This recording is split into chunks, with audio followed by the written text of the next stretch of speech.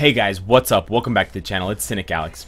And today I want to talk about jungling and give you a guide to when you should do it, when you shouldn't do it, and which heroes you should prioritize it for when you're playing in Arena of Valor, because jungling is a pretty important part of the game. It can get you ahead, it can be the difference between your success and your failure, but it's not for every hero. Some heroes excel at jungling, and some heroes, while they shouldn't jungle themselves, they should definitely venture into the jungle and take advantage of the buffs and the other kind of things that you get, resources, because it's going to help you get stronger faster, and it could be the difference between winning and losing. And I see a lot of players when I jump into games, whether I'm doing it with fans on the Twitch live streams or I'm doing it with random people in a queue, whether it's casual or ranked matches, and I see people who, characters and heroes who should be jungling and aren't, and then I see others who shouldn't be jungling necessarily and are. So I wanted to make this for those people and for any of you who may still have some questions or confusion about jungling. So before we get into the technical aspect, the area that I'm in right now is called the jungle. If it's not one of the three lanes, the top, middle, or bottom, that are denoted by the towers and by the kind of enemies and allies creeping across, the rest of it is known as the jungle. And the jungle will have a bunch of stationary monsters of varying sizes and power levels, and they will do different things. The smaller monsters will just give you a small amount of experience and a large amount of gold. And then the bigger monsters here, the red golem and the blue golem, will give you mana, regen, and skill cooldown for the blue one, or they will give you a continuous damage buff for the red one, which will give you different kind of advantages depending on your character. Then we have here these flying spirit sentinels, which will give you a continuous heal. And then we have this giant dark slayer, which will give you a dark slayer buff, which is a huge, like 30% attack boost in addition to other boosts. And then on the other side of the map, I'm running there right now, I'm gonna just pass by this thing, we have the dark abyssal, which is a kind of monster looking demon insect looking thing, and this will give your whole team a bunch of experience and a bunch of gold. So aside from the buffs that you get, the jungle is really important because you can farm there for experience to level up faster, and if you can't go in the lanes to get gold from the creeps, from the little monsters, you can get gold as well from the jungle, which will help you get items. And this is where it becomes really important for all different classes to either jungle specifically by killing the mobs, or joining someone else who's jungling and try to get some of the last hits to get some of the buffs and try to get some of the gold and residual XP from killing these monsters for your character's level and power, and also for the character's gear and items. So let's jump back now into the more technical aspect of the jungle and how you need to set yourself up if you want to jungle, and who is best suited to be a dedicated jungler. So before you get anything done in the jungle, you actually start by choosing the talent Punish. The talent Punish is going to do a crazy amount of damage to nearby minions and monsters, and it's going to allow you to push in the jungle for faster and for longer if you want to be a dedicated jungler. And it's also going to allow you to buy specific jungle items. So you can see here we have a list of all of the items in the game that you can purchase for your character's loadout. So these will give you different various buffs and effects and stats. But at the bottom we have the jungling items. Unlike some other MOBAs, you cannot purchase any of these jungling items unless you've chosen the jungling talent Punish for the game. So it does kind of lock you in, and it means that only a select few heroes should be choosing the Punish talent, because there are other talents that are more useful for most heroes. But if you want to really push it to the max in the jungle, you should get the Punish talent, and then you should go for one of these three items depending on what kind of jungling you want to do and what other abilities you want to have. If you need more lifesteal and attack speed, for example, or you need ability power if you're more of a mage, or you're relying on your abilities to jungle instead of your basic attack, that is kind of a little bit more detailed depending on which specific hero you choose. But the basic effect that they all have is that they're going to not only improve your Punish talent to deal more damage, but they're also going to deal additional damage and give you additional XP and gold from killing the jungle monsters. So it's all very synergistic to improve your jungling talent and your quality of jungling. Now, who needs to jungle the most? So that's a bit of a tricky question to answer. Technically, all heroes can benefit from jungling, but there are definitely some heroes that benefit more from jungling for very specific reasons. So for example, mages, especially in the early game, while they don't necessarily, or they shouldn't necessarily jungle because they can lane quite well and harass the enemy players on the other side of the lane, they should try to pick up that blue golem buff early on if they can, because it gives them a skill cooldown effect, which will allow them to cast their abilities faster, and mages rely on their abilities specifically to dominate.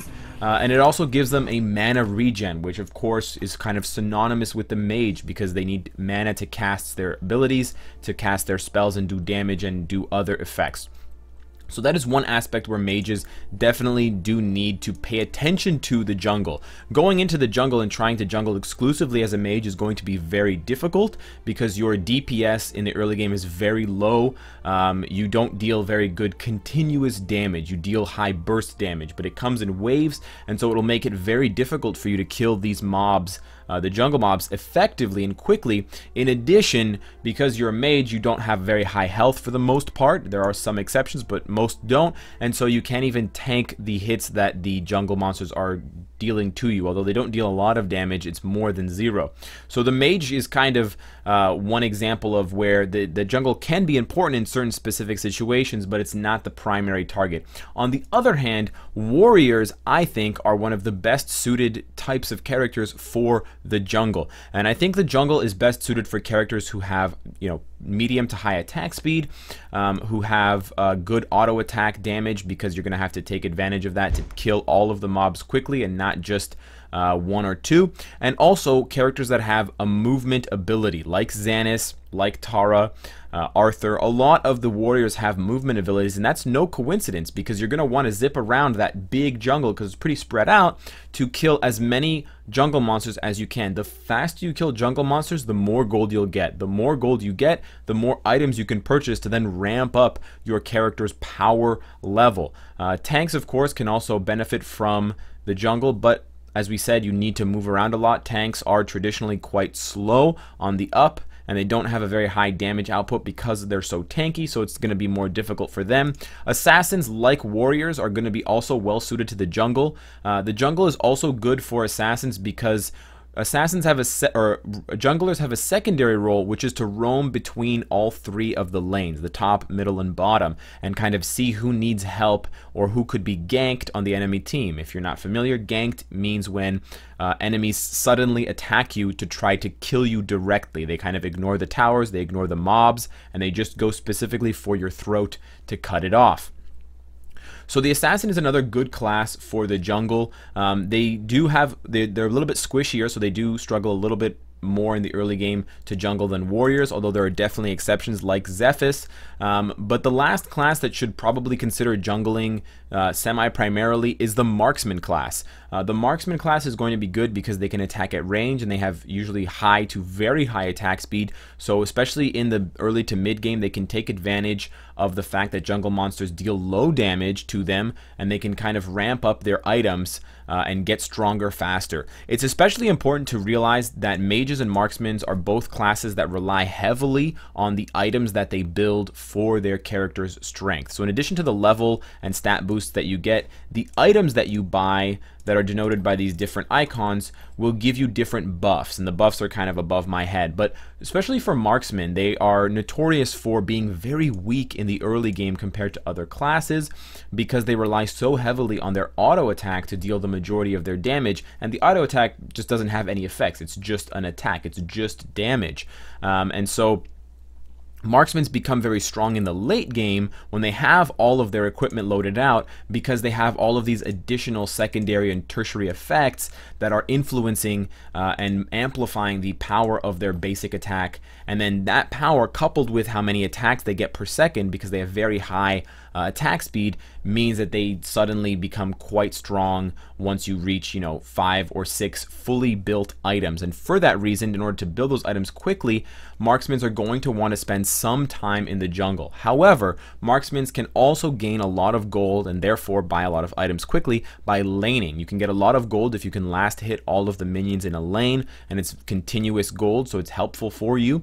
And marksmen are also good at taking down towers, so they do kind of have their options open to them. But marksmen are usually not as mobile as warriors or assassins, so it makes them less suited or less well suited to constantly jungle, which is why it may be a good idea to pop in and out of the jungle as a marksman, but it might not be good to choose the punish talent and therefore lock yourself in as a marksman when you want to jungle, because a lot of marksmen as well need either roar for an additional boost of damage. They might need purify to cancel out some stuns and some CCs from the enemy. They might even need sprint like Valheim to get away from enemies who are trying to kill them or crowd control them. Some even like to use heal, for example, and so locking yourself in with that talent makes it a little bit more difficult, and it also delays how long it takes a marksman to build up all of their items, because their first item that they build, as we mentioned, is going to have to be that first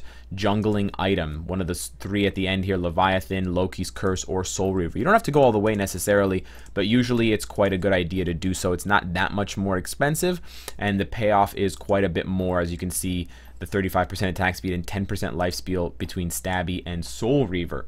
So that is the breakdown of the jungle, and those are my kind of overview thoughts on which classes should jungle. I didn't really touch on the support class too much because they can benefit from jungling, but it should not necessarily be their primary target, and all of these support classes can also double as other classes like tanks or mages or healers. So they do need to spend more time supporting the actual heroes rather than supporting them through the jungle.